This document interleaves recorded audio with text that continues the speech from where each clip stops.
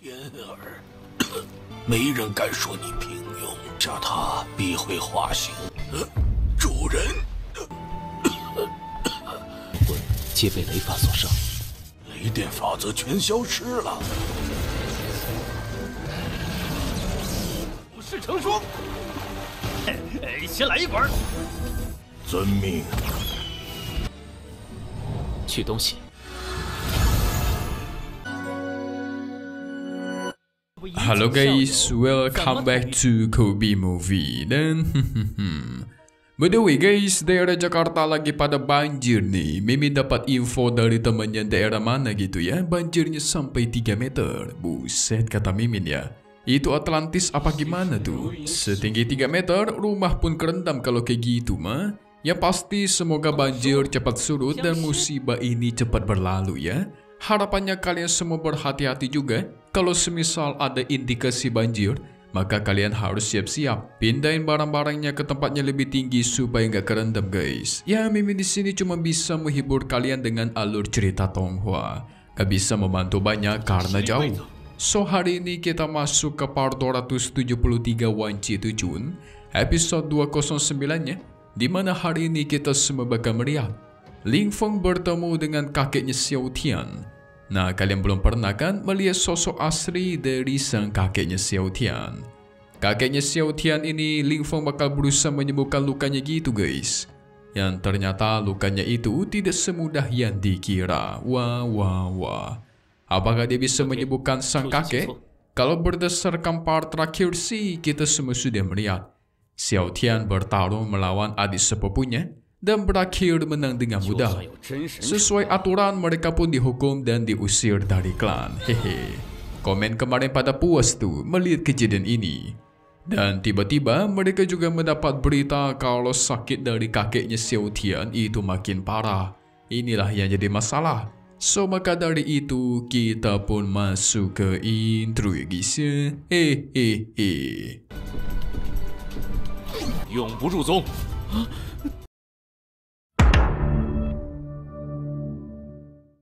Ayahnya Xiao Tian meminta Ling Feng untuk beristirahat di tempat penginapannya, tetapi Ling Feng tidak mau karena dia pengen ikut melihat kakeknya Xiao Tian. Apalagi waktu tidak banyak, jadi mending segera berangkat sekarang. Xiao Tian yang udah mengerti kemampuan penyembuhan Ling Feng, tentu dia mendukung. 主人神通广大，定能救治。不必，我和你们同。 Sehingga mereka pun segera pergi ke tempat sang kakek. Singkat cerita mereka pun sampai. Di sana sang kakek udah kesakitan gitu guys. Namanya adalah Peng Tajiang.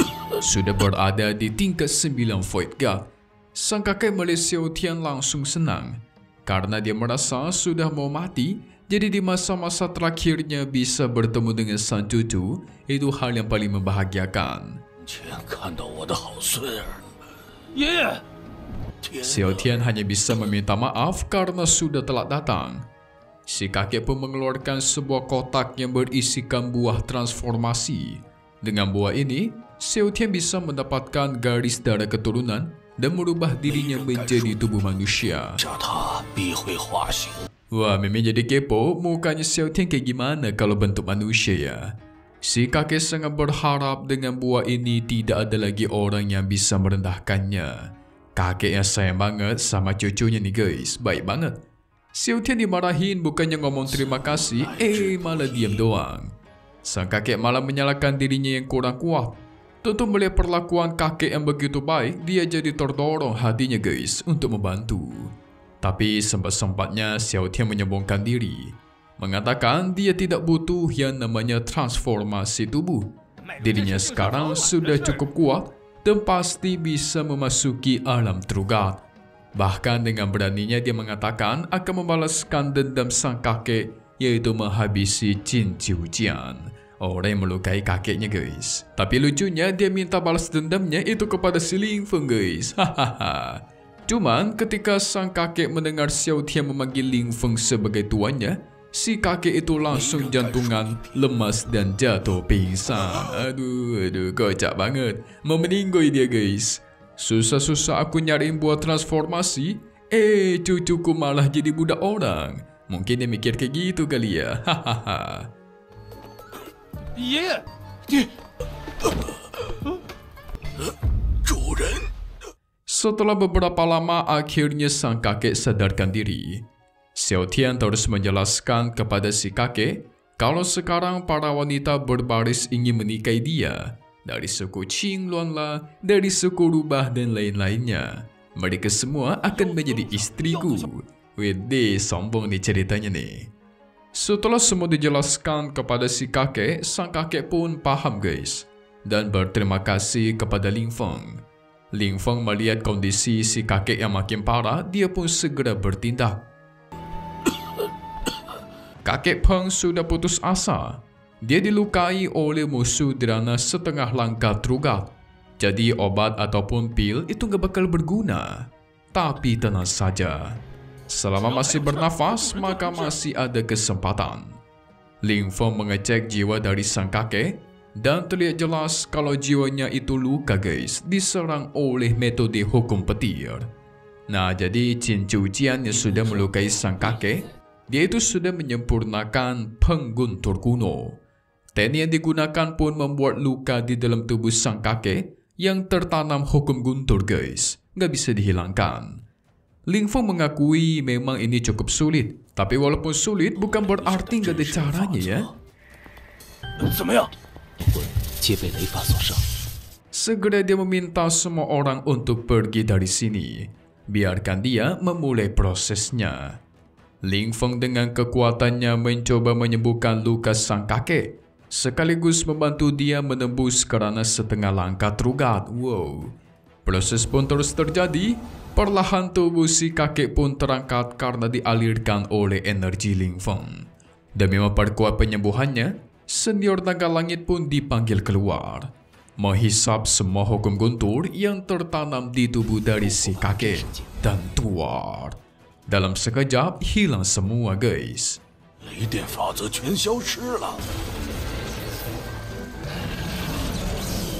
Setelah itu Ling Feng memberikan cairan penyembuh, tetapi langsung Xiao Tian rebut dan dia langsung masukkan semuanya ke mulut sang kakek. Wah, ni cucu gak sopan nih, hahaha.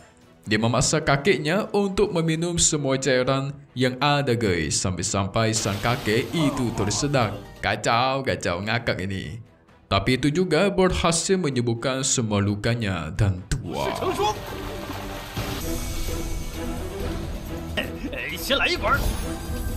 Untuk pertama kalinya si kakek merasakan sensasi kesegaran dari cairan kehidupan.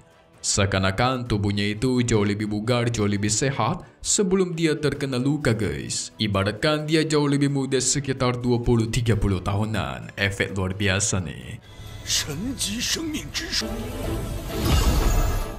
Sang kakek hanya bisa menyatakan terima kasih sebanyak-banyaknya. Xiao Tian beraksi. Bagi tuanku, ini semua hal yang murah, wanjai. Tetap saja sang kakek merasa tidak enak karena Xiao Tian tadi sudah mencekoki kakeknya dengan satu botol cairan kehidupan. Ya kalau cuma satu botol sih nggak ada apa-apanya ya. Tuanku memiliki banyak. Auto kagetlah si kakek. Pantesan aja cucuku sangat senang mengikuti Ling Feng ini. Ternyata dia memang hebat ya.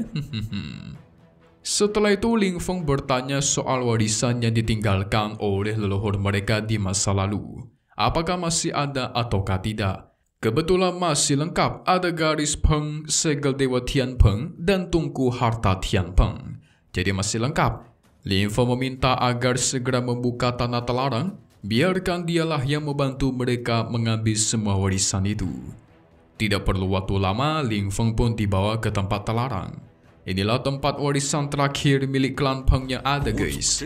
Total ada 3 pintu. Setiap pintu mewakili harta yang berbeda-beda. Ada isinya senjata terugat, darah terugat, bahkan ada juga tungku terugat. Tetapi sayang mereka tidak bisa membuka pintunya karena dikunci oleh leluhur terdahulu. Sehingga Ling Feng memanggil leluhur Peng buat beraksi guys, membuka pintu warisan di sana.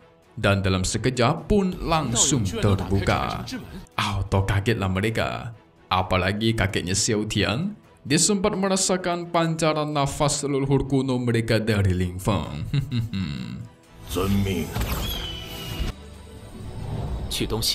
Dalam waktu singkat, leluhur Peng mengambil harta darah garis keturunan Peng tingkat Trugat. Dengan memurnikan darah ini, maka bisa membantu keturunan Peng memahami arti dari Trugat, guys. Jadi Ling Feng memberikannya kepada sang kakek, biar dia bisa menerobos sampai tingkat setengah langkah Trugat. Tersenalah si kakek, ya kan? Segera diserap darah itu dan dia murnikan. Sisa 2 pintu lainnya juga leluhur Peng masuki dan mengambil hartanya. Sehingga tuar. Muncullah tungku Peng Trugat dan senjata Peng Trugat yang legendaris, mantap. Tidak lama dari itu, sosok leluhur kuno Peng pun muncul. Para harta tersebut langsung menghampirinya karena mereka sudah sangat kangen dengan tuan mereka. Melihat sosok itu, ayahnya Xiao Tian jantungan, guys. Apa? Apa jangan-jangan dia adalah leluhur kuno klan Pengku? Nah loh, berarti dia belum pernah melihat sosoknya, guys. Gak heran sih, sudah berumur ratusan atau bahkan ribuan tahun jadi nggak pernah lihat. Apa yang bakal leluhur Peng sampaikan kepada mereka ya? Dulu kalau kalian ingat, leluhur Peng ini sebenarnya agak jahat. Dia bahkan pengen merebut tubuhnya Ling Feng dan tidak peduli sama si Xiao Tian yang keturunannya, guys.